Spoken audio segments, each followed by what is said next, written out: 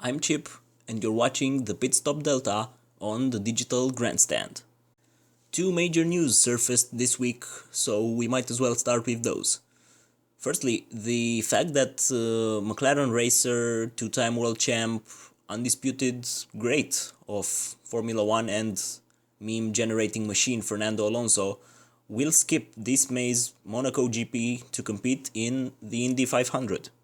The list of F1 world champions and racers that competed at the Brickyard is quite comprehensive, going all the way back to the late 50s.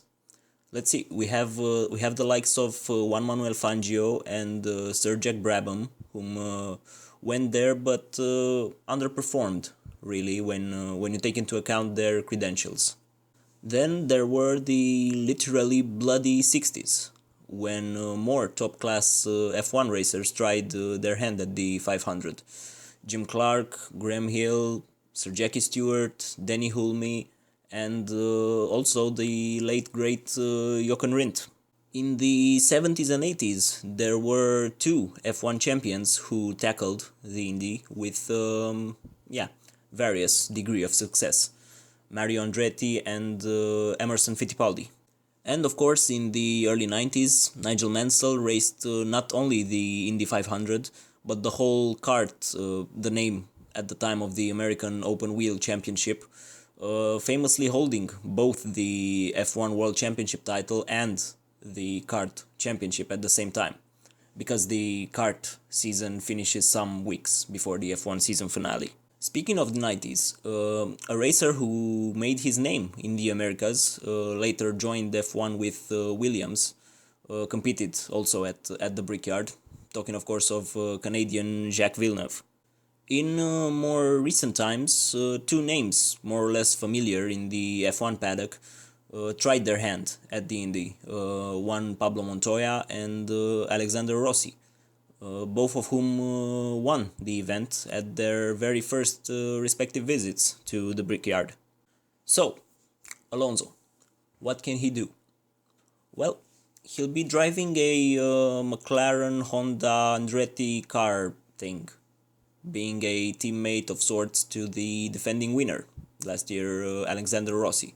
But the main story here is that he'll have to miss the Monaco GP in order to race the 500, which is quite a situation. So, is he right to do so? The fact is, being the racer that he is, Alonso will always go for the bigger challenge on offer. And quite frankly, racing the MCL 32 round Monaco, won't be a challenge worthy of Alonso's skills.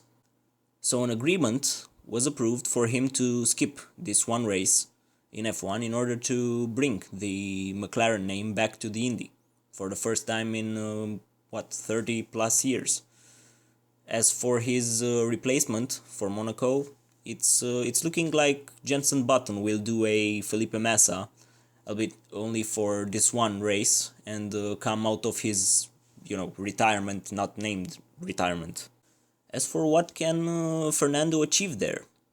Well, certainly he has the skill to go head-to-head with any of the other racers in the world. He genuinely is one of the best today.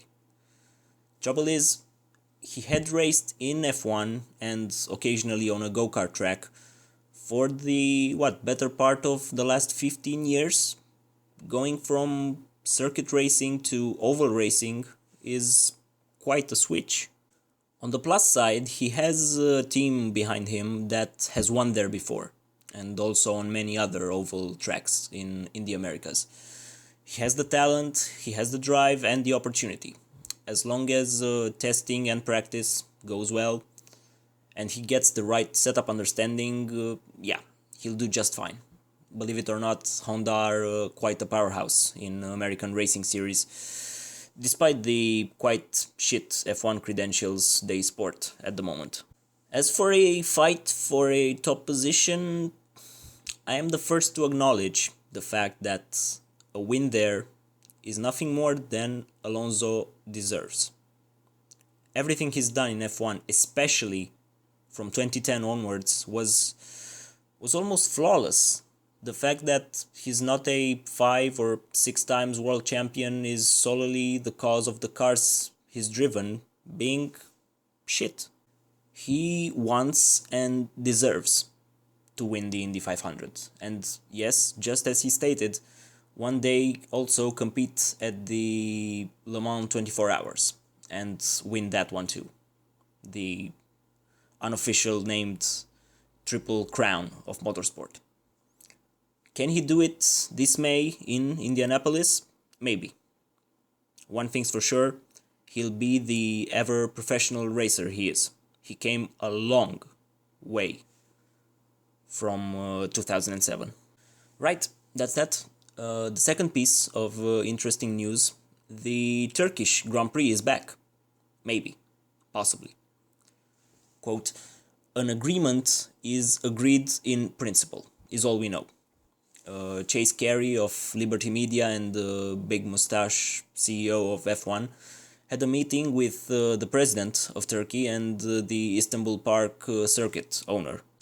I, for one, would love to see Turkey back. It's a rather successful Tilkdrome, along with Sepang and Shakir. Get Turkey back on the calendar and drop Sochi and Baku. And F1 would already look much better. Okay, got carried away with this news. Time for the predictions. I'm Chip from the Digital Grandstand and here are my predictions for the 2017 Bahrain GP. Zoom! 10th place, Esteban Ocon. Why not keep up the point scoring streak? Which is doing rather well.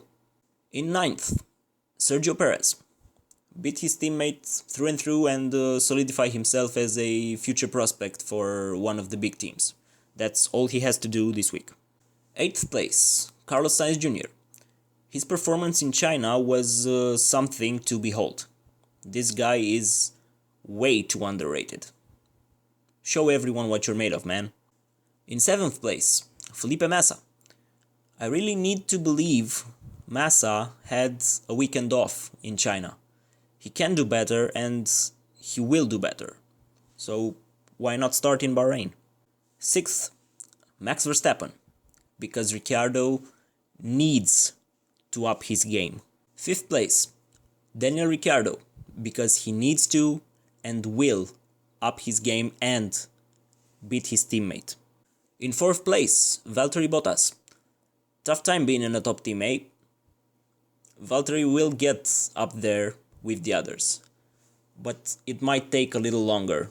Opening the podium places, Kimi Räikkönen. Again, like Massa, he can do so much better than China.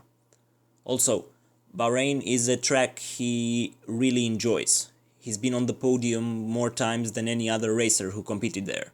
Yet, strangely, never won this GP. 2nd place, Lewis Hamilton. Just because I want to see Hamilton and Vettel trading victories race by race throughout this season. And have the championship being decided by, I don't know, a coin toss or something. And the winner, for those of you who are not paying attention, Sebastian Vettel. Pole position though, Lewis Hamilton. I want to see both Senna's and Schumacher's records going down this year. Yeah, those are my predictions. Sorry for rushing things like this, but I got lost down memory lane while talking about the Indy 500 stuff. What do you think the top 10 will look like at the end of the race? Let me know in the comment sections below.